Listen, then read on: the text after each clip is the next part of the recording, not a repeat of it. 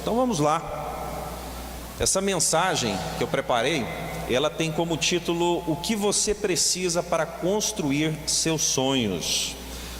Eu creio que vai ser uma mensagem que pode falar muito aos nossos corações. Eu quero pedir para que vocês abram suas Bíblias no livro de Provérbios, capítulo 16, a partir do versículo 1.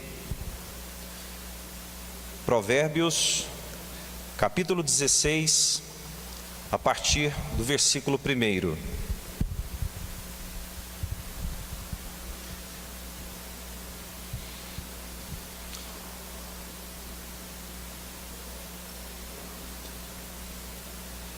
Provérbios, capítulo 16, a partir do versículo 1. Acompanhe a leitura comigo. O coração do ser humano pode fazer planos, mas a resposta certa vem dos lábios do Senhor. Todos os caminhos de uma pessoa são puros aos seus próprios olhos, mas o Senhor sonda o espírito. Entregue as suas obras ao Senhor, e o que você tem planejado se realizará. Vamos pular lá para o versículo 7. Se os caminhos de alguém são agradáveis ao Senhor, Ele faz com que até os seus inimigos vivam em paz com Ele. Melhor é o pouco havendo justiça do que grandes rendimentos com injustiça. Por último, o coração do ser humano traça o seu caminho, mas o Senhor lhe dirige os passos. Somente até aqui. Antes de orarmos, é interessante lembrarmos que nós estamos no início do ano, no primeiro culto do domingo do ano, e é natural que nós, como seres humanos, nesse calendário que a gente segue, a gente sempre tem expectativas para o ano seguinte. É natural, é normal. A grande questão é aonde a gente vai colocar essas expectativas e como que a gente vai se organizar para tentar realizar aquilo que a gente tanto sonha. Então, mediante a isso, eu quero convidar você a curvar sua cabeça. Vamos orar, pedir para que o Espírito Santo fale ao nosso coração na manhã de hoje. Pai amado, em nome de Jesus, queremos te louvar e te agradecer pelo dia, pelo clima maravilhoso que está essa cidade. Queremos agradecer pela presença de todos aqui que estão dispostos a ouvir a tua palavra.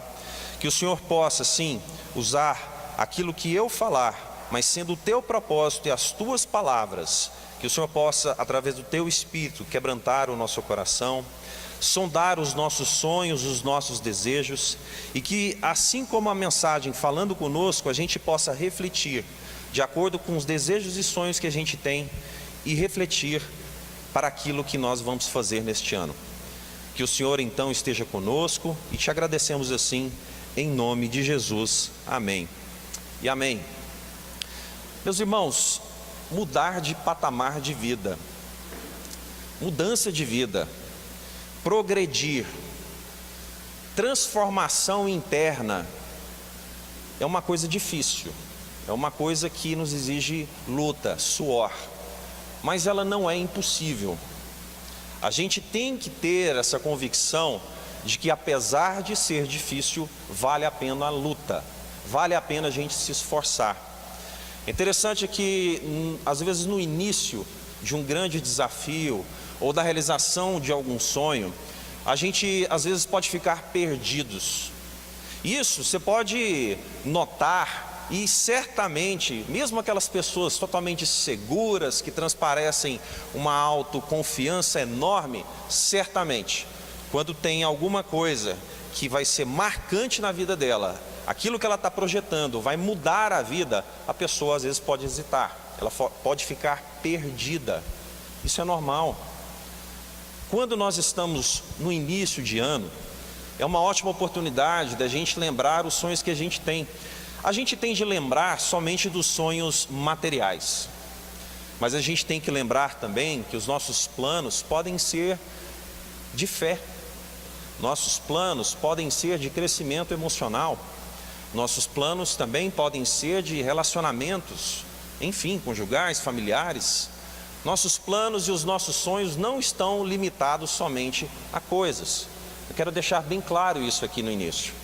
Nossos planos então são demais variados. Uma coisa a gente tem que ter uma convicção antes de a gente começar a mensagem: Deus é soberano.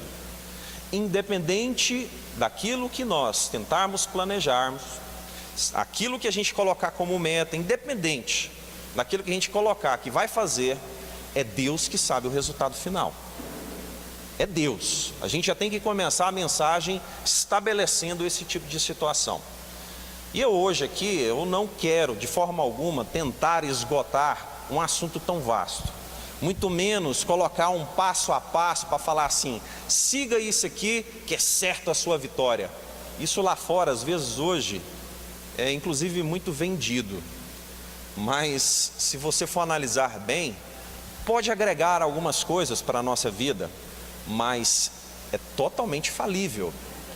Não é verdade que é 100% de chance, não existe isso. O que nós estamos e vamos falar aqui hoje são coisas fundamentadas na palavra de Deus.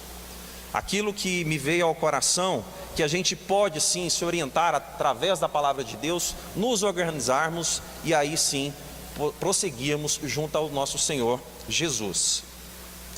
Antes de começar então, a gente precisa discernir e definir a diferença de duas palavrinhas. A primeira é planos e intenções. Se você for olhar no dicionário, você vai falar assim: não, mas são sinônimos, é a mesma coisa. Mas existe uma diferença sutil. O efeito prático é diferente. Plano, se você for procurar no dicionário, quer dizer propósito, quer dizer alvo, quer dizer projeto, vontade, objetivo. Intenção, por sua vez, significa ideia, desejo, pensamento. Tá vendo? Se você for procurar, você vai perceber que é sinônimo. Só que na prática, ela tem uma intensidade diferente. O Peter Drucker foi um grande administrador, ele foi conhecido como o pai da administração moderna. Os grandes executivos das grandes marcas mundiais tinham ele como consultor de administração.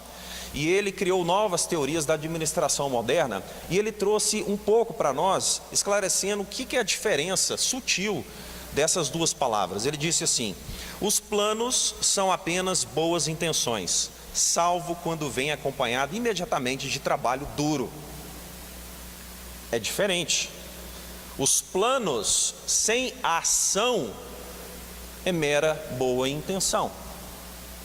Você tem a intenção de alguma coisa e fica só divagando. Outra coisa é você ter um plano efetivo e você tentar concretizar isso. Essa é uma grande diferença. Plano é você ir à luta. Intenção é como se você ficasse nos pensamentos deitado numa rede e não fizesse nada. Então tem essa grande diferença. O interessante, sabe o que é? Muitas pessoas acreditam que a palavra de Deus não tem nada a ver com organização, com planejamento, mas tem. Jesus Cristo, ele nos ensina a fazermos planos, a nos organizarmos, a nos planejarmos. Olha só o que em Lucas, capítulo 28, 32. O versículo é grande, mas ele tem que ser lido por completo para dar entendimento.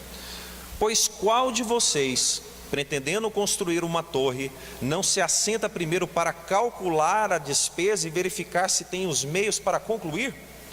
Para não acontecer que, tendo lançado os alicerces e não podendo terminar a construção, todos o que a virem zombem dele, dizendo: este homem começou a construir e não pode acabar.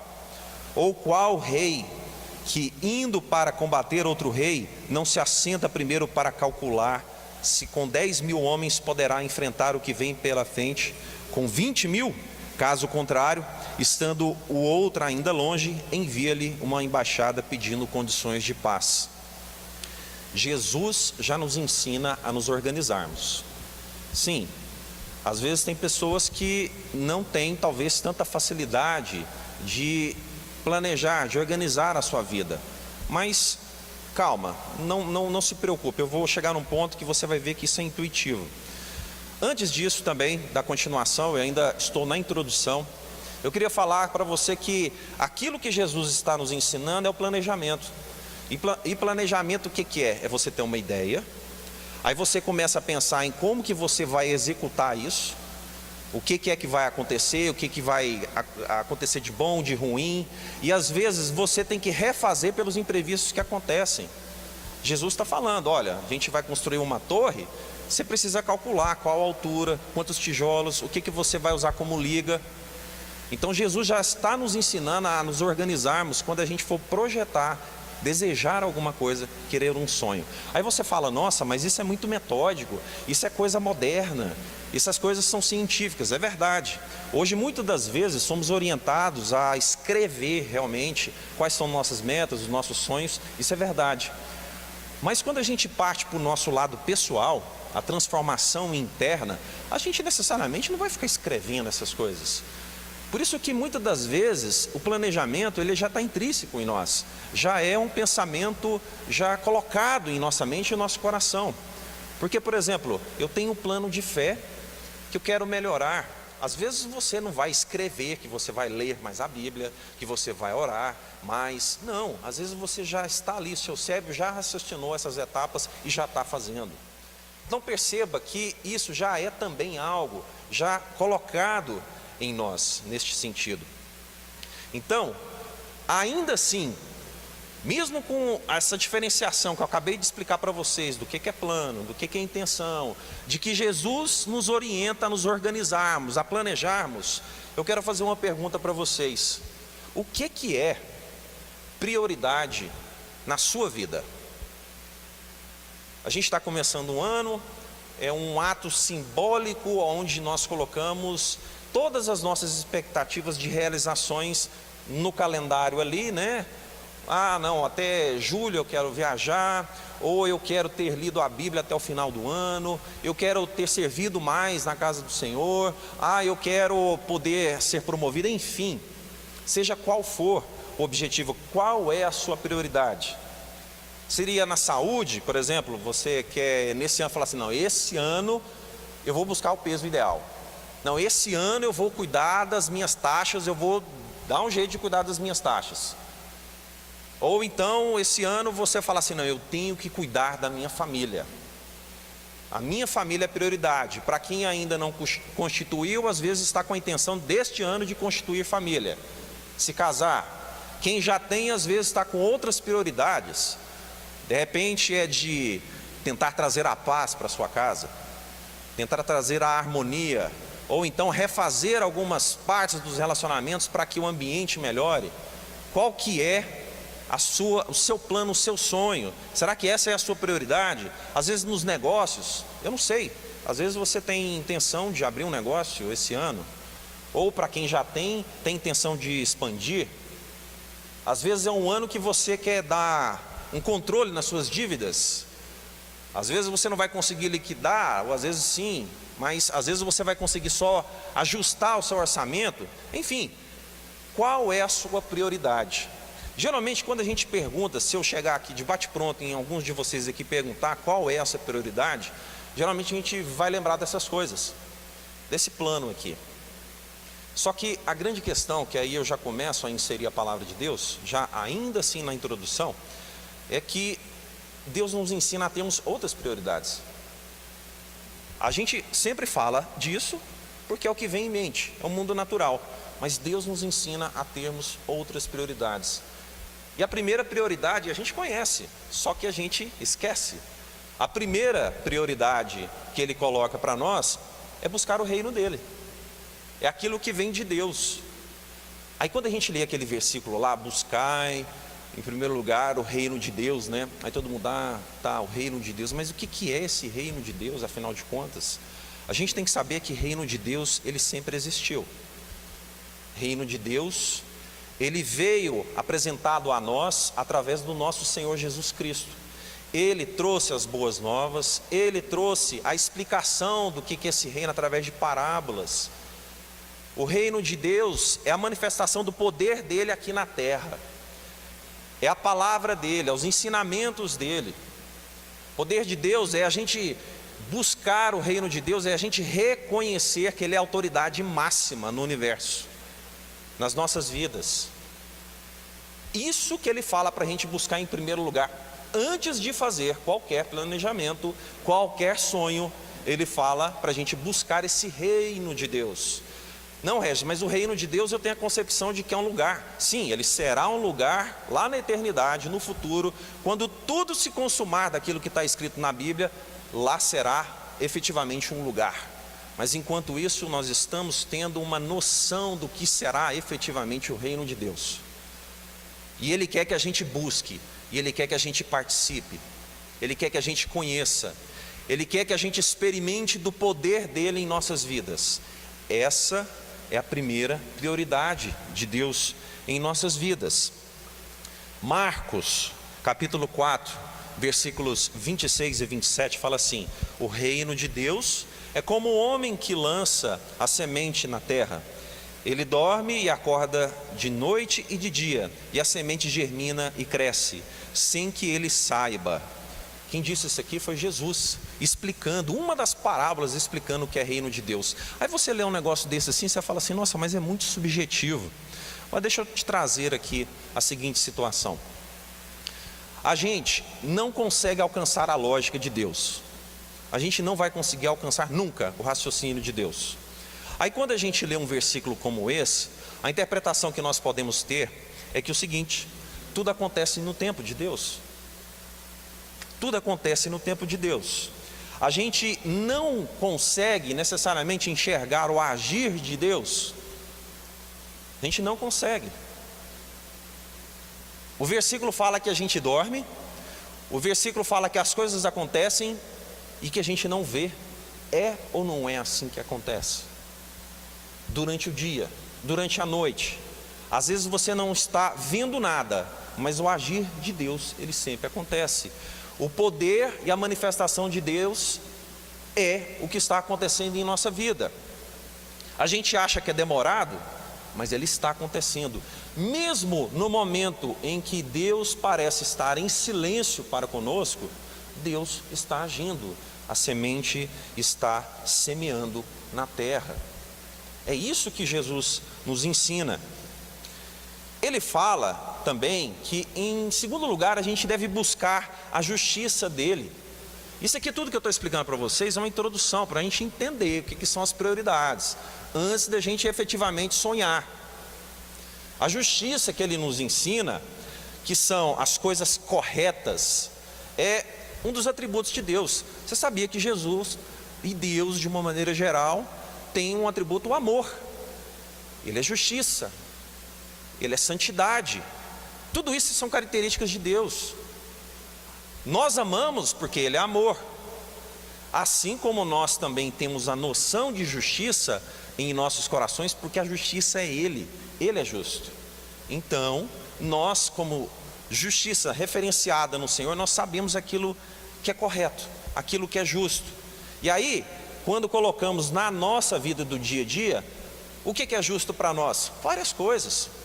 Trabalharmos, cuidarmos da nossa saúde, buscarmos realização emocional, encontrar um amor, amizades, buscar conhecimento, tudo isso é justo, é digno.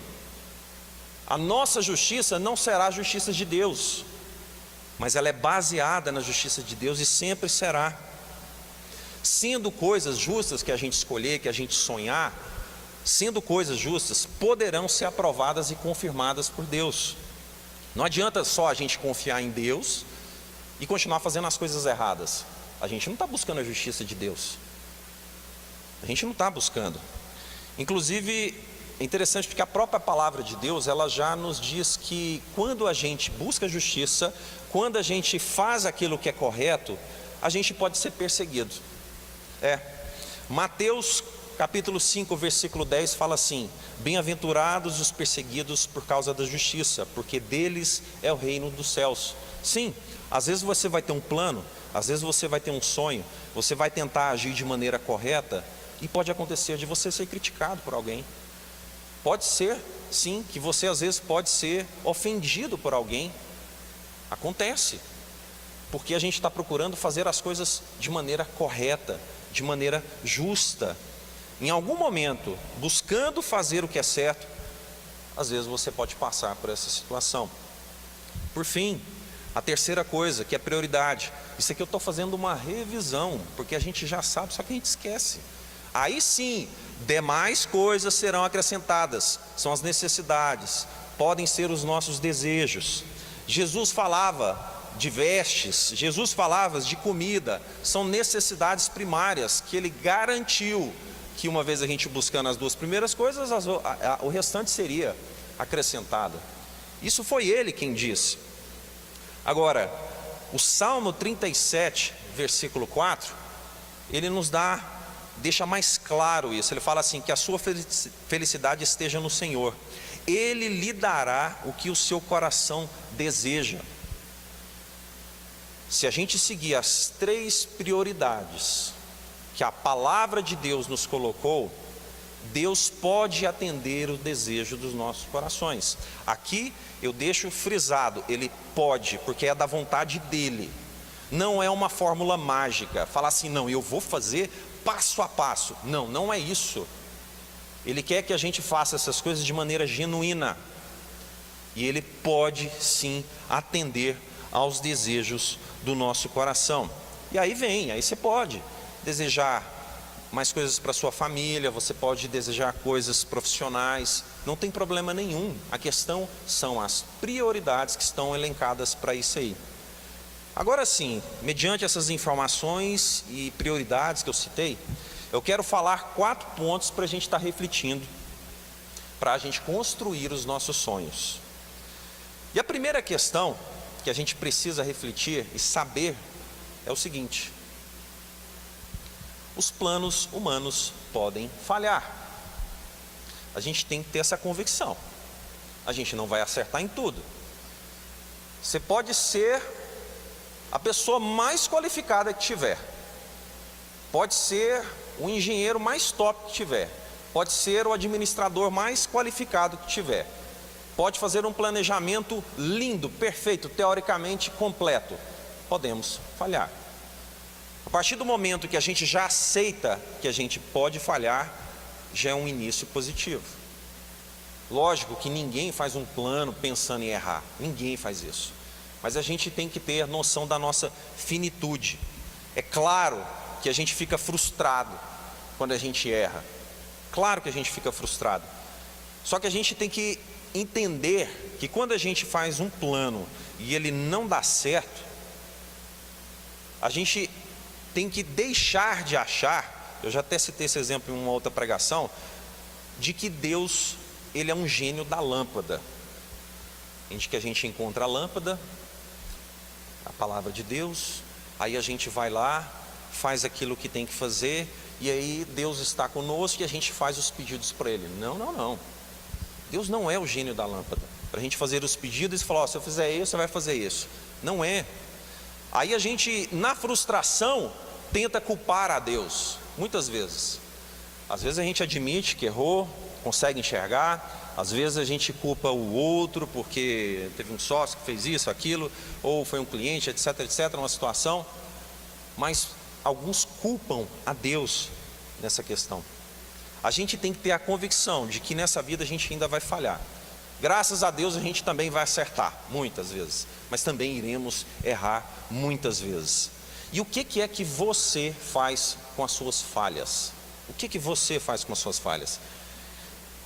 Quando eu achei essa figura aqui, eu achei ela interessante, porque a primeira aqui do lado esquerdo, ela expõe justamente a pessoa que utiliza os seus erros. Aqui eu não estou falando de pecados, que exige arrependimento, é outra situação. Eu estou falando de erros nos nossos sonhos, nos nossos planos. Às vezes, o primeiro campo de cá, as pessoas pegam as suas falhas e elas sentem um peso, elas se tornam vítimas dos seus erros. E elas, a partir de então, elas tentam caminhar com isso nas costas, se justificando porque errou demais, porque só erra, e ali ela não dá nenhum passo para frente. Quando a pessoa, ali da figura do lado direito, ela pega a oportunidade que teve, a experiência que a pessoa ganhou, e ela transforma num caminho de desenvolvimento para ela.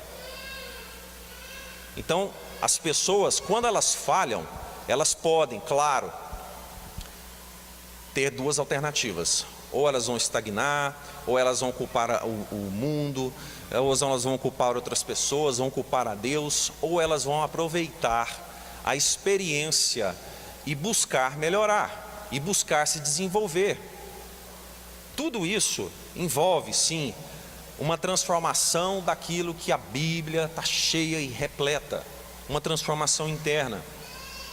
E onde que Deus entra nisso efetivamente? Onde que Deus entra nisso? A gente tem que entender que Deus não tem compromisso com sonhos que não tem a ver com a vontade dEle.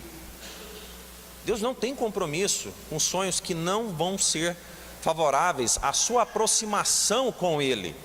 A gente tem que ter essa noção, porque a vontade dEle Ele já expressou para nós. Ele falou assim: ela é boa, ela é perfeita e ela é agradável. Ele já deixou isso claro. Inclusive, Ele deixou isso claro também, que eu vou colocar como exemplo aqui, em Provérbios, capítulo 6, versículo 16 a 19. Acompanhem comigo lá no telão.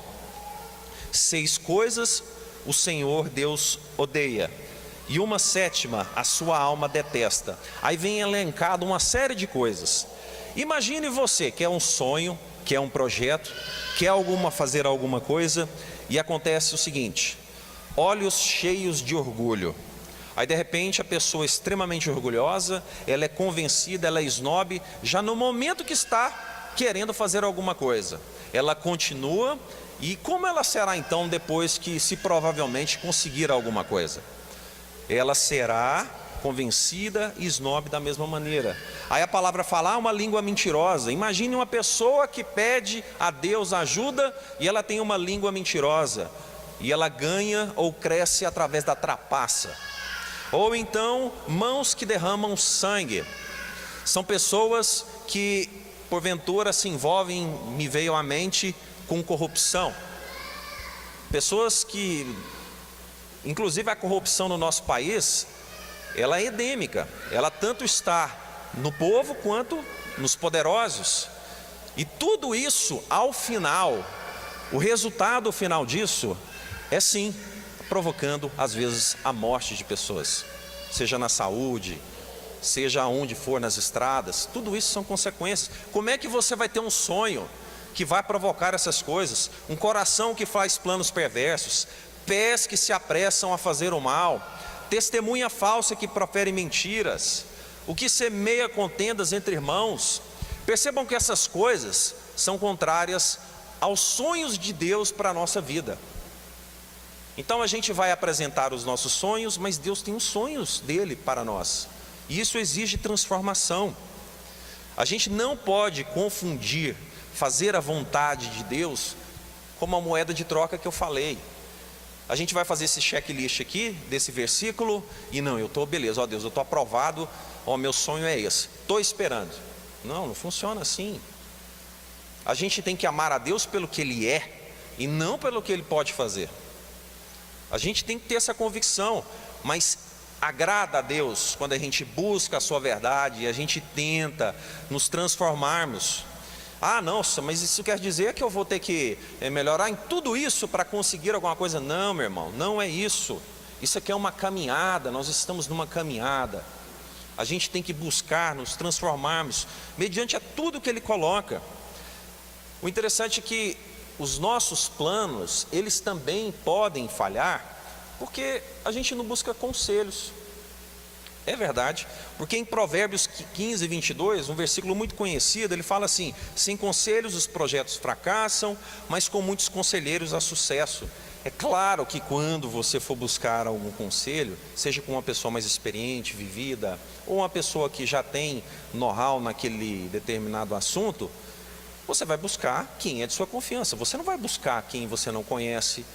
Você não vai abrir sonhos e projetos para pessoas desconhecidas, em que nada podem agregar. É evidente que não. Nós estamos falando aqui de buscar pessoas que efetivamente podem te aconselhar e podem te ajudar. Só que a maioria das pessoas, elas ignoram isso.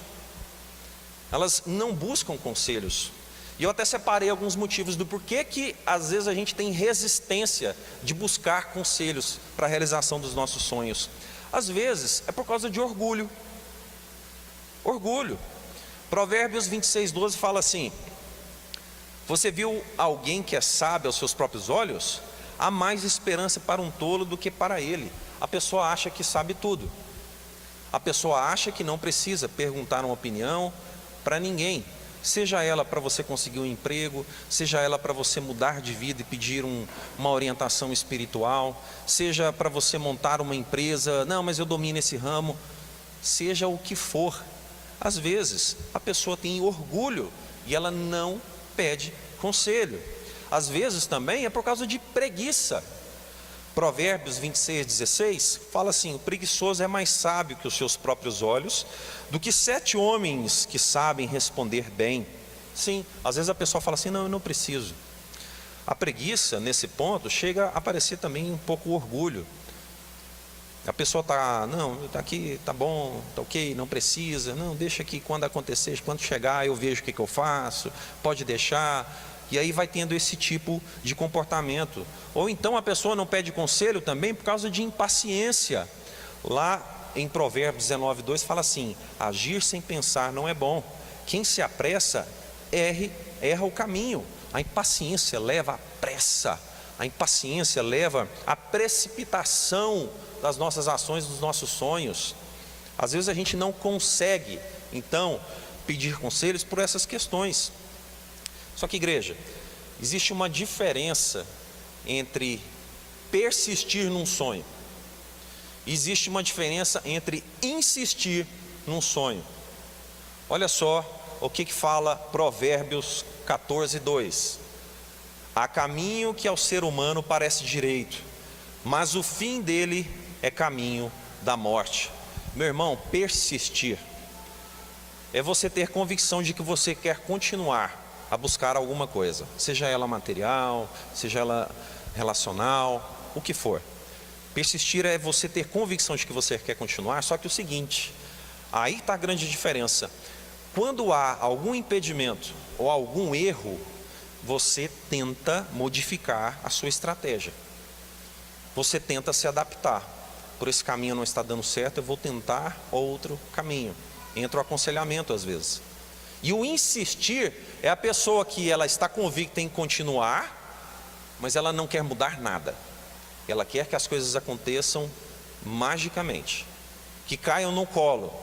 Se a coisa está dando errado, ela vai insistindo e a estratégia está dando errado, mas ela não, eu vou. E aí confunde-se com persistir, que não é igual, é diferente. É totalmente diferente. Persistir é diferente de insistir. Será em quais áreas da nossa vida a gente está persistindo, mudando as estratégias? E será em qual área da nossa vida que a gente está sendo teimoso, que a gente só está insistindo? E repito, não é só na área material. Não é só na área material. O que a gente precisa saber para construir os nossos sonhos? Uma segunda coisa: faça projetos mensuráveis. Gente, eu vou chegar na parte de sonhar alto, mas antes eu tenho que falar sobre que a gente tem que tomar cuidado, sim, em ter planos absurdos, planos inalcançáveis. Eu não sei o que você pretende para esse ano de 2019, mas a gente tem que tomar cuidado isso. Porque se a gente está projetando algum sonho e a gente não está disposto a lutar, olha, é só um sonho em vão. Gente, me fala o que nessa vida que vale a pena, se não exige esforço, suor, determinação, às vezes, uma noite ou outra mal dormida. Às vezes, não pode ser sempre, senão tem alguma coisa errada. Gente, não existe coisa que vale a pena na vida que não tenha que ter uma dedicação da nossa parte. Aí você de repente quer montar uma empresa e simplesmente nesse ano, da noite para o dia, você quer montar ela, você fez um investimento e você acha que já vai ter lucro já de imediato. Ou então você quer conseguir um emprego, mas você não se prepara para esse emprego, você não se qualifica e você acha já que tem condições de conseguir um grande salário, um grande emprego.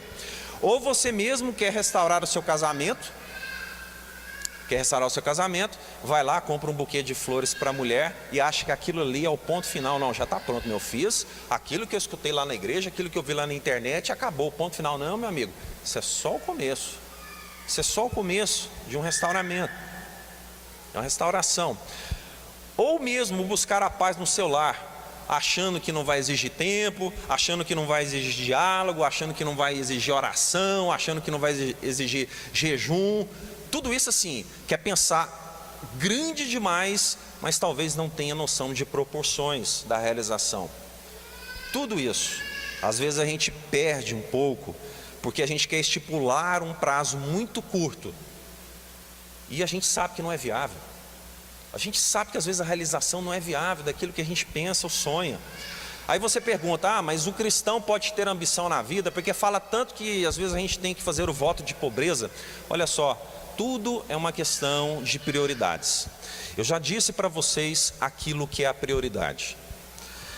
Quais são as prioridades que a gente tem que elencar? O problema não é aquilo que a gente deseja, mas aquilo que a gente tem como verdadeiro objetivo. Você tem objetivo de crescer, você tem objetivo de ganhar mais, você tem objetivo de construir uma família, você tem objetivo de restaurar uma família, uma casa. Mas qual é o verdadeiro objetivo no seu coração?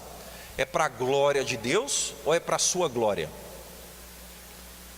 Está vendo que eu não estou dando passo a passo de como alcançar o sucesso, mas coisas que a gente tem que colocar em reflexão, segundo a palavra de Deus, para a gente construir projetos e tentar alcançá-los. Lembre-se das prioridades que nós citamos. O problema então não é sonhar alto, não é isso. Lá em 1 Coríntios capítulo 2, versículo 9, fala assim: o que ninguém nunca viu, nem ouviu, e o que jamais alguém pensou que podia acontecer, foi isso que Deus preparou para aqueles que o amam. O próprio Deus falando para nós, falou assim: olha, você não sabe o que está guardado para você. Eu tenho planos muito maiores do que você está tentando fazer hoje. É Ele quem fala isso. Sonhar alto não é o problema é para quem a gente entrega o nosso coração nesse momento. Para quem que a gente está entregando? Eu não sei quais são os seus planos, e eu também não sei quais são os planos de Deus na sua vida, mas eu tenho certeza que, segundo a palavra dele, serão muito maiores do que você pensa. Amém, igreja? A gente tem que crer na palavra de Deus. Isso aqui não é palestra motivacional não, tá? Isso aqui é a palavra de Deus. A gente tem que ter noção de que quando a gente está lendo um versículo como esse, tem o agir de Deus sobrenatural. A gente não está falando de computador, planilhas, porque isso nós podemos fazer, mas nós estamos falando do agir sobrenatural de Deus neste momento. E não leve só para o lado material não. Você pode sonhar alto, mas a grande questão é: realize de maneira progressiva, um passo de cada vez, um passo de cada vez. Às vezes a gente quer ser uma coisa muito grande do dia para a noite, e às vezes a gente não tem estrutura física, emocional, financeira para isso. A gente precisa de tempo. Sonhe grande, mas cresça de maneira progressiva. De maneira progressiva. Ore, apresente a Deus, peça, mas saiba que o Senhor sabe o que está no seu coração e no meu coração. Em Eclesiastes 5:7 fala assim: porque como na multidão dos sonhos há vaidade, assim também nas muitas palavras. Portanto, tema a Deus. Tema a Deus.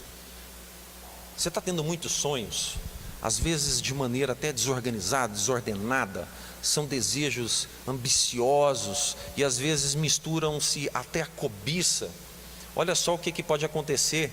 Sonhos, nesses muitos sonhos podem haver vaidade.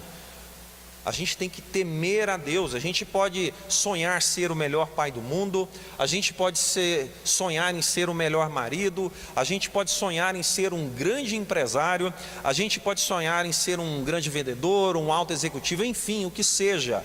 Mas se isso estiver dirigido pela vaidade, já está fadado a não ser uma bênção. Aí você me pergunta, poxa, mas muitas pessoas alcançam sucesso lá fora. A graça de Deus está sobre todos, mas isso não quer dizer que a pessoa é abençoada. Isso não quer dizer que a pessoa é abençoada. A gente tem que ter sonhos, desejar sonhos, alcançar sonhos de maneira abençoada. É o que eu sempre penso. Eu tenho sonhos também, desejos, e penso, Senhor, se o Senhor não estiver comigo hoje, no durante, no depois, tira da minha frente, tira do meu coração, não vai valer a pena. Eu vou me afastar do Senhor. Meu coração, ele é carnal, ele pode se corromper. Afasta, Senhor, esse desejo de mim, se não for da tua vontade. Peça para Ele, porque às vezes a gente quer alcançar alguns sonhos e simplesmente porque a gente quer ser paparicado, simplesmente porque a gente quer ser elogiado, às vezes a gente quer esbanjar, mostrar que a gente é bom naquele negócio, a gente quer esnobar, igual às vezes querer aquele sonho fácil de ficar milionário. Lá fora tem muito disso, porque quando você pergunta lá fora em pesquisa, o que você quer se você ganhar muito dinheiro? A pessoa fala assim, não, eu vou comprar casa, carro. Aí alguns não podem falar porque está na televisão, né? Mas mulheres, às vezes alguns até droga, tal, porque essas coisas não podem ser veiculadas, né? Mas o desejo do coração é um poço sem fundo. Mas a questão é, para quem que você vai dar a honra, se for permitido que você alcance esse patamar? É isso que nós cristãos devemos pensar. E é verdade que a Bíblia, ela nos fala em sermos ousados. A Bíblia fala que a gente deve ser ousado em Deus. Mas a gente tem que entender que é o seguinte: ousadia em Deus não quer dizer impulsivo. Não, eu vou fazer agora. Não, ousadia em Deus é ter coragem. Ousadia em Deus é você ter a iniciativa, mas é diferente de ser impulsivo. E assim como a Bíblia fala em ter ousadia, a Bíblia também fala da gente ter prudência, ter sensatez, cautela. Olha só, 1 Samuel 18:14 fala assim: e Davi se conduzia com prudência em todos os seus caminhos, e o Senhor era com ele. Davi, um rei que teve muito sucesso, passou muita dificuldade, mas seguiu aquilo que Deus pedia para ele, alcançou muito mais do que ele imaginava. Mas a palavra diz que ele era prudente, e nessa prudência, em seus caminhos, Deus estava com ele. Então, seja ousado, mas também seja prudente. As palavras não são antagônicas, elas são complementares, e a palavra de Deus nos ensina isso. Então, às vezes você quer dar passos maiores do que as suas pernas podem dar. Às vezes você quer se endividar além daquilo que se pode pagar. Às vezes você cria falsas expectativas nas pessoas, nesse caminhar, nas parcerias que você vai montando, você vai criando falsas expectativas. Não, seja prudente, seja prudente. Mas eu tenho uma terceira coisa que eu queria falar para vocês sobre o que a gente precisa saber para construir os nossos sonhos. A gente sabe disso. O que é possível pertence a nós, e o que é impossível pertence a Deus. Só que a gente às vezes tenta inverter essa ordem. A gente pensa assim: todos nós temos limites, mas eu consigo na força do meu braço. Ah, não, eu estudei muito e eu sei que posso conseguir isso pelo meu intelecto. Muitas pessoas pensam assim. Muitas pessoas, só que elas se esquecem que elas podem ser as mais santificadas do mundo, elas podem ser as mais qualificadas do mundo, elas podem ter uma saúde física invejável, elas podem ter a idade que for adequada para aquele desafio que ela quer, que são falíveis, são humanos, são pessoas que erram. Não adianta, tanto faz. Nós somos diretamente responsáveis pelos resultados que nós colhemos.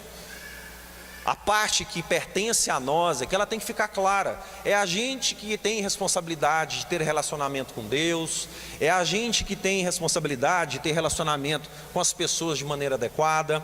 É a gente que tem responsabilidade no trabalho, em buscar o conhecimento, em buscar cuidar da nossa saúde. Essa coisa Deus não vai fazer por nós. Deus também não vai fazer por nós o fato da gente ter que acordar cedo toda vez e trabalharmos regularmente. Deus não vai fazer isso. Deus pode te ajudar a dar disposição, a dar saúde, mas a responsabilidade, essa pertence a nós. Somos nós que devemos ter disciplina para as coisas. Tem até uma música aí que fala que disciplina é liberdade, porque se você tem disciplina em muitas coisas, realmente nos traz como consequência liberdades de escolha. Somos nós que devemos ter coragem de correr atrás das coisas, nós que devemos querer melhorar. Deus não vai fazer essas coisas por nós. Deus não vai fazer. Somos nós que temos que pagar as contas, ou porventura algum cartão de crédito estourou, a fatura veio, você pediu a Deus e milagrosamente foi pago. Não, e nem será, porque isso é responsabilidade nossa. É nós que devemos pedir perdão a Deus por algo, é nós que devemos pedir perdão a uma pessoa amada quando necessário. Deus não vai fazer isso por nós. E a gente não pode se escorar na preguiça esperando então que essas coisas caiam no colo, igreja. Provérbios 21:5 fala assim: os planos de quem é esforçado conduzem à fartura, mas a pressa excessiva leva à pobreza. Meus irmãos, esforço é uma coisa do presente, esforço é uma coisa do futuro. A gente tem que ter todo dia. Se você se esforçou ontem, já foi. Preocupe-se com o hoje. O esforço é diário. Vamos fazer uma comparação. É igual tomar banho. Você tomou banho ontem. Não, mas eu tomei um super banho. Valeu demais. Vale para hoje? Não vale para hoje. Comer. Você comeu. Você vai sentir fome no outro dia, não vai? Então você vai ter que comer. Esforço é a mesma coisa. Você fala assim: nossa, mas eu me esforcei tanto. É diário, meu irmão. É um exercício diário e futuro. Isso aqui está envolvido tudo na nossa vida. Parte espiritual, relacional, os nossos sonhos, tudo. É um esforço diário. Mas aí chega uma hora que você tenta fazer a sua parte. Erra, tropeça, pede ajuda a Deus. Mas vai chegar uma hora que vai ser impossível para você. Vai chegar essa hora. Já chegou para mim várias vezes. Várias vezes. E aí Deuteronômio 29 fala assim: as coisas encobertas pertencem ao Senhor nosso Deus, porém as reveladas nos pertencem a nós e aos nossos filhos. Ou seja, cabem a nós, a gente tem que ensinar a eles para sempre, para que cumpramos todas as palavras dessa lei. Meus irmãos, você nunca saberá de tudo, eu não sei de tudo. Deus é onisciente, onipotente. Ele sabe de todas as coisas e você vai chegar no momento que fala: isso para mim é um mistério, eu não sei, eu não enxergo mais um palmo diante do meu nariz. Pode ter feito o melhor planejamento do mundo, pode ter feito o melhor aconselhamento do mundo, pode ter agido e feito o que for, vai chegar um momento em que você não vai enxergar nada e que vai aparecer somente através do impossível de Deus. O impossível dele é quem vai clarificar esse caminho. Essas coisas são mistério. Não tentem entender. É aquilo que eu falei no início. A lógica dele é inalcançável. Não é a nossa. A gente não vai alcançar esse tipo de coisa. Você humildemente deve se entregar. Interessante que quando a gente aprende que a gente deve se entregar a Deus, muita gente ainda confunde achando que é parar de fazer as coisas. Não, continue fazendo aquilo que deve ser feito, aquilo que eu falei, que é a sua parte, e aquilo que não lhe compete, aquilo que é só no mover do sobrenatural e no descansar em Deus. Os ímpios chamam isso de acaso. Nós chamamos do descansar e confiar em Deus.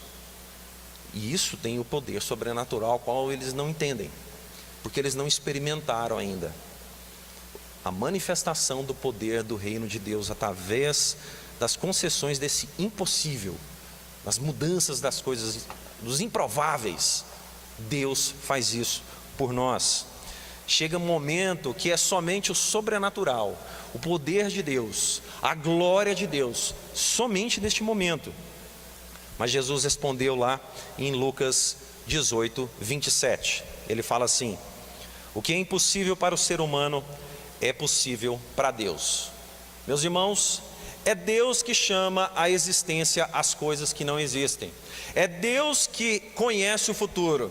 É Ele que reina sobre todo o universo. E é Ele que muda todas as circunstâncias. O que você e eu podemos fazer contra tudo isso? Nada. Nada. O que a gente pode fazer senão descansar nele, nos entregarmos nele? As pessoas tentam encontrar soluções matemáticas para as coisas da vida, mas não dá. A vida prática é diferente. Chega um momento que você vai ser encurralado. Você tem que ter fé em Cristo Jesus e se entregar a Ele, porque é só Ele que pode fazer o mover. Lembra daquele versículo que eu falei da semeadura? A semente está nascendo, está crescendo, germinando, quando a gente está dormindo. A gente não vê o agir de Deus muitas das vezes, na maioria das vezes, mas está acontecendo. Esse é o descansar, essa é a confiança que a palavra de Deus nos ensina. Aí eu te pergunto, você tem disposição? Olha para mim aqui, igreja, por favor. Você tem disposição? Se você tem disposição, então certamente Deus abrirá caminhos na sua vida. Se você tem disposição, certamente Deus abrirá caminhos na sua vida. Quais são? Não sei, cabe a Ele. Você tem que ter essa disposição. Por último, o que precisamos saber para construir sonhos? Precisamos entregar tudo a Deus para conhecermos os planos dele em nossas vidas. A nossa vida, ela precisa ser uma completa entrega para Jesus. A gente às vezes tende a entregar os projetos mais difíceis para Deus. Aí aquilo que a gente já está no automático, no nosso dia a dia, a gente às vezes esquece de se entregar. Quando a gente vem à igreja, a gente é relembrado toda vez de que a gente deve colocar tudo na presença dele. Mas é tudo mesmo. É os seus relacionamentos, a sua escolha, o seu passeio, o seu lazer, seus hobbies. A gente tem que colocar tudo na presença de Deus. Deus está em todos esses lugares. Então a entrega a Jesus, ela é completa, ela não pode ser parcial. Não, Deus vai me ajudar quando você está com problema. Muitos de nós nos convertemos, buscamos a Deus justamente na hora da dor. Aí quando a gente se aproxima do Senhor, a gente começa a entender aquilo que Ele tem para nós, os sonhos dEle para nós, a gente entende que a gente tem que estar com Ele também na hora boa. Mas às vezes isso demora para alguns entender. Muitos ainda só vai buscar na hora que as coisas estiverem difíceis, quando os sonhos estiverem tudo errado, ou mesmo que dando errado, a pessoa tem a interpretação errada daquilo. É interessante que em Provérbios 3:6, Deus nos mostra que Ele que dá a resposta certa. Ele fala assim: lembre de Deus em tudo que fizer, Ele lhe mostrará o caminho certo. Às vezes a gente está pedindo para Deus, fala assim: Deus, a gente está orando, imagine só, a gente está orando, aí a gente pede para Deus assim: Deus, por favor, me dê uma serpente. Sim, Deus, me dê uma serpente. Quando na verdade a gente estava pedindo um peixe. Deus, por favor, me dê um escorpião. Quando na verdade a gente estava pedindo pão. Por quê? Porque a gente não sabe pedir. A gente não sabe pedir. A gente não é objetivo naquilo que a gente precisa. Às vezes até na oração a gente divaga. A gente não consegue ser objetivo, exatamente aquilo que queremos. E ainda assim, achando aquilo que queremos, Deus sabe a consequência daquilo que você está pedindo. Por isso, essa analogia que eu estou te falando aqui, de que nós às vezes estamos pedindo uma coisa, pensando que estamos pedindo alguma coisa, mas Deus já sabe o resultado final daquilo, e às vezes nem sempre é bom. Deus nos ama tanto, que nem sempre Ele atenderá os nossos pedidos. Ah, mas isso aí é uma polêmica lá fora. terrível. Tem gente que se revolta, abandona a caminhada. Existe umas 5 pessoas no mundo que são conhecidas como as pessoas que são mais ateus do mundo. Os maiores ateus, que defendem, que têm suas argumentações fortes, participam de debates. Eu não lembro o nome dos 2, mas eu pude pesquisar. 2 deles viraram ateus porque na adolescência eles pediram uma coisa a Deus e Deus não os atendeu. E a partir daquele momento eles preferiram escolher virarem ateus. Quando na verdade, quando a gente tem o esclarecimento, ou a pessoa que nos orienta, é justamente disso que nós estamos falando aqui. Deus está nos protegendo, muitas vezes, quando Ele fala não para nós. Então, quando Ele fala não para um sonho seu, não para um sonho seu, não para um sonho meu, para você, às vezes Ele está te protegendo, porque Ele sabe exatamente aquilo que vai acontecer. O nosso raciocínio deve ser esse, e não de revolta, igual às vezes, infelizmente, muitos têm por aí. C.S. Lewis, que é um escritor famoso, ele é um apologeta cristão. Ele ficou mais conhecido aqui no Brasil, no mundo cristão, pelos livros dele, mas pelo filme, e pelo livro Crônicas de Nárnia. E ele escreveu assim: quando o oposto de sua oração ocorre, a sua oração não foi ignorada. Ela foi considerada e recusada para o seu bem supremo. Então, quando a gente está colocando um projeto nas mãos do Senhor, a gente não tem como saber realmente o futuro daquilo. Muitas das vezes nós vamos perceber que temos confirmações, achar que aquilo é o correto, e muitas das vezes é só testando realmente para saber naquilo que vai dar. Às vezes somos prudentes, pegamos conselhos, e às vezes mesmo assim as coisas podem dar erradas. Uma oração pode ser negada, mas o nosso raciocínio ele deve ser esse.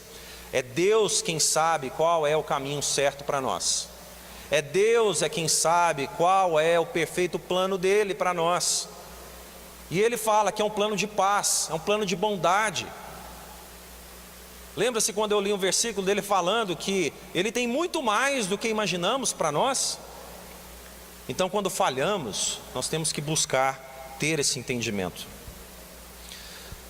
Você se lembra da história de José? Vou contar uma história rapidinha aqui. José, filho de Jacó e de Raquel, filho caçula de Jacó. Aí a história de José, que foi vendido pelos irmãos como escravo para um capitão lá do faraó. A história que eu quero contar exatamente da parte é que quando José foi vendido como escravo para o capitão, ele foi servir esse capitão e a esposa dele. Todos devem saber, a esposa dele deu em cima de José, queria se deitar com ele, e ele se negava até que a esposa dele, ela dedurou ele para o capitão, mas falando que tinha deitado. E aí o capitão acreditou na esposa. José não tinha feito nada, ele tinha se negado de acordo com aquilo que Deus sempre teve como princípio. Ele estava correto, mas o capitão foi e prendeu ele. Ele ficou preso. No que ele ficou preso, chegaram lá um copeiro e um outro serviçal lá do faraó, que também naquele momento foram presos. No que eles chegaram lá, passados os tempos, esses 2 serviçais do faraó, eles tiveram sonhos, estavam perturbados. José tinha o dom da revelação dos sonhos, da interpretação dos sonhos. Então José interpretou os sonhos daqueles 2 serviçais. Bom, eles ficaram muito felizes. Passado um tempo, o faraó mandou soltar esses 2 serviçais, mas José continuou lá na cadeia. Mas antes de sair da cadeia, José pediu para o copeiro lá, falou assim: olha, lembre-se de mim, intercede por mim junto ao faraó. E nisso, eles foram lá para o palácio, mas José ficou preso 2 anos. 2 anos. Aí depois José precisou e foi chamado, porque o faraó teve um sonho. Aí sim o copeiro lembrou dele e tirou ele da prisão. E aí a história mostra que ele foi colocado como governador. Mas qual que é a moral dessa história, que tem a ver com o que a gente está falando aqui? Esses 2 anos de prisão de José. Talvez, se Deus atendesse os pedidos dele para que ele fosse solto, porque ele era um preso injusto. Ali, ele não precisava de estar lá, ele estava sendo correto. Talvez ele fosse mais um copeiro lá. Talvez. Mas Deus, nesses 2 anos, Ele estava trabalhando nas circunstâncias, Deus estava trabalhando na história de José, para que depois ele pudesse subir a rampa do palácio como governador. Essa é a mensagem para nós. A gente não sabe qual é o tempo de Deus. E às vezes a gente está sofrendo. Às vezes a gente se acha que está numa prisão, porque não alcançamos determinados sonhos. Mas a gente tem que confiar em Deus, porque certamente Ele tem um futuro para nós. Ele certamente terá uma rampa ao qual nós poderemos nos reerguermos. Certamente Ele terá algo para nós. A palavra de Deus, ela é maravilhosa, porque ela sempre cita exemplos práticos em nossas vidas. É maravilhoso isso. Igreja, entenda, a vontade de Deus, ela é soberana. Lá em Jeremias 29, capítulos 12 e 13, fala assim: eu é que sei que pensamentos tenho a respeito de vocês, diz o Senhor, são pensamentos de paz, não de mal, para dar-lhes um futuro e uma esperança. Então vocês me invocarão, se aproximarão de mim em oração e eu os ouvirei. Um sonho de Deus, ele sempre vai edificar a sua vida. Um sonho de Deus, ele nunca vai te afastar dele. A gente tem que ter essa convicção. E eu quero fazer um adendo aqui, já caminhando para o final. Às vezes, muitas pessoas ficam com um sentimento ruim, inveja, de pessoas lá fora que fazem as coisas erradas e alcançam grandes sucessos, pelo menos visualmente falando. As pessoas alcançam, às vezes, fortunas, aparentemente têm uma família espetacular, mas fizeram tudo de maneira errada. A palavra de Deus nos ensina como lidarmos com isso. E às vezes você, ou conhece alguém, pode ter uma sensação ruim, que às vezes é involuntária. E aí o que acontece? O Salmo 73 do profeta Asaf, ele falou assim, presta atenção, olha lá no telão, capítulo 73, versículos 1 ao 6. Ele estava revoltado, ele falou assim: porém, quando vi tudo que é bem para os orgulhosos e os maus, quase perdi a confiança em Deus, porque fiquei com inveja deles. Os maus não sofrem, eles são fortes e cheios de saúde. Eles não sofrem como os outros sofrem, e nem têm as aflições que os outros têm. Por isso usam o orgulho como se fosse um colar, e a violência como uma capa. Mas aí vem a resposta. E a resposta não é só essa, porque ela é muito grande. Eu resolvi definir por este versículo aqui. Porém, quando fui ao templo, ao teu templo, entendi o que acontecerá no fim dos maus. Meu irmão, não inveje a situação do próximo lá fora. Muitas pessoas fizeram de maneira honesta, suada, mas muitas talvez também não fizeram assim. E não invejem a situação do próximo. E aqui eu estou usando essa palavra forte, porque a palavra de Deus nos ensina. Ela nos dá um exemplo como isso, porque nós somos humanos. E às vezes a gente está passando uma situação difícil, que a gente não consegue realizar os nossos sonhos, e às vezes fica olhando ali só, e às vezes sabe que a pessoa fez coisa errada, mas ainda fica assim. Meu irmão, a justiça pertence a Deus, não é a nós. A justiça pertence a Deus. O decorrer desses versículos aqui fala tudo o que Deus pensa sobre essa situação e o que Ele fará. Deus é um Deus de justiça, é Ele que tem que cuidar. Nós temos que cuidar da nossa vida, da nossa família, do nosso servir a Deus, da nossa comunhão com Deus, ajudar o próximo. E esquece essa situação. A gente pode até ficar indignado. Talvez, se for passível de voto, que a gente não vote de novo. Mas se não for questão de voto, a gente tem que esquecer. Não inveje. A gente pode ter admiração pelas pessoas que alcançaram determinado patamar que a gente sonha ou deseja, seja na vida espiritual, material. A gente pode admirar, porque a admiração ela é diferente da inveja. A admiração ela estimula uma motivação nossa para a gente buscar mais o que é nosso, não do outro. A inveja, você tem a cobiça de desejar aquilo que é do outro. Você quer tirar aquilo que é do outro.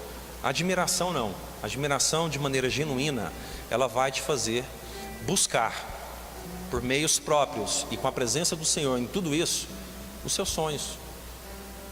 Então a gente tem que saber a diferença dessas coisas. Nada do que a gente fizer, pós-graduação, curso de coach, inteligência emocional, PNL, doutorado, qualquer coisa que a gente fizer, são muito úteis na nossa vida do dia a dia. Mas, gente, nada se compara ao poder de Deus. Nada se compara à vontade de Deus, porque é ela que se cumprirá. Não é o passo 1, 2, 3, 4. Pode ser importante, mas o cumprir disso, o resultado final disso, aprove a Deus. Que Deus tenha sim esta vontade em sua vida. Aí sim, essas coisas irão acontecer. Bem, mas às vezes, de repente, você está aqui hoje, ou você que está nos assistindo no YouTube, está em um momento que está começando um ano sem perspectivas. Talvez você está sem forças até para sonhar. Talvez você esteja com um parente assim, um amigo, e você percebe isso, de que a pessoa está sem chão. Ela não tem essas forças para desejar essas coisas. Mas a gente tem que se lembrar do que a palavra de Deus nos ensina sobre isso. Por isso que eu falo, gente, a palavra de Deus é maravilhosa, ela é completa do início ao fim. Texto muito conhecidos por nós. Aí ele fala assim: todos que estão cansados e sobrecarregados, se for eu e você, vamos buscar Jesus. Ele está falando que vai aliviar. Toma sobre vocês o jugo e aprenda dele. Esse jugo dele pode ser difícil, mas lá fora é muito mais difícil sem ele. Muito mais. E ele ainda fala, porque ele é manso, porque ele é humilde de coração, porque ele sabe que a gente vai errar, ele sabe que a gente vai tropeçar, ele sabe que a gente vai pecar, mas ele está falando, ele é manso, ele é humilde de coração, com arrependimento sincero ele vai nos perdoar.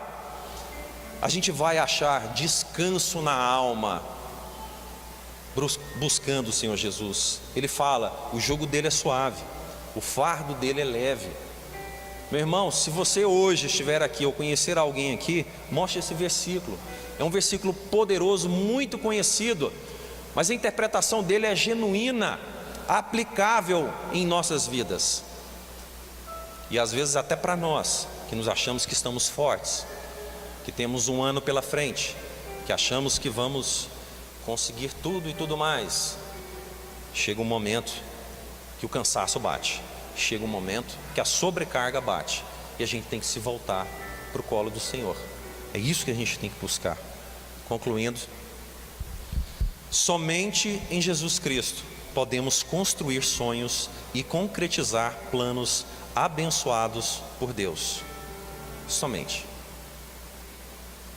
Você viu que eu comecei com a parte mais científica, né? Mas é Ele que define. É Ele.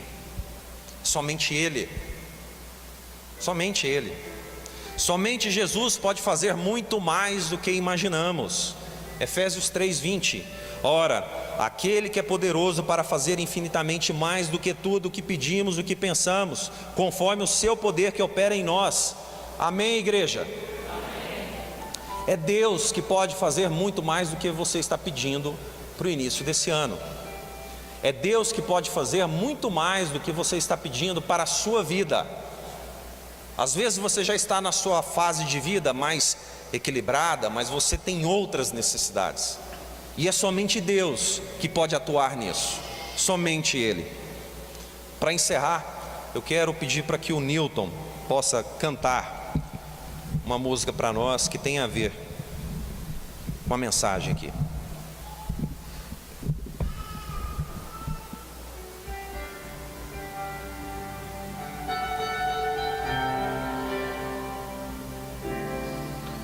Há um lugar para chegar, há uma ponte que te levarás pro outro lado. Há um sonho, uma voz dizendo: os teus sonhos também são meus. Vou te levar, te conduzir, e quando alcançar, saberás que em todo tempo estive ao teu lado. Os teus sonhos são meus, teus problemas são meus, tua vida também é minha vida. Eu de ti cuidarei, nunca te deixarei, os teus sonhos eu realizarei. Vou te levar, te conduzir, e quando você alcançar, saberás que em todo tempo estive ao seu lado.